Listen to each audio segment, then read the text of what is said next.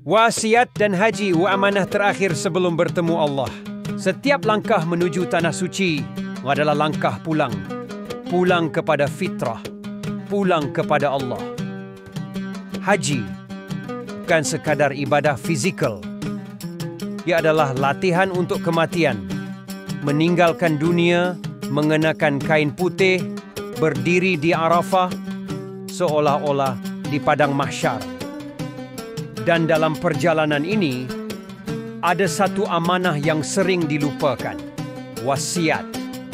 Wasiat bukan hanya tentang harta. Ia tentang tanggung jawab. Ia tentang kasih sayang. Ia adalah suara terakhir yang kita tinggalkan untuk orang yang kita sayangi. Apa perlu ada dalam wasiat? 1. Senarai hutang. 2. Niat wakaf atau sedekah. 3. Pengagihan harta ikut syarak.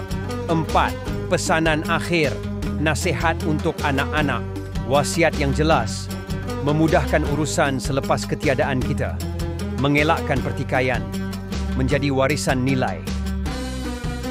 Sebelum ke tanah suci, siapkanlah hati. Dan siapkanlah wasiat.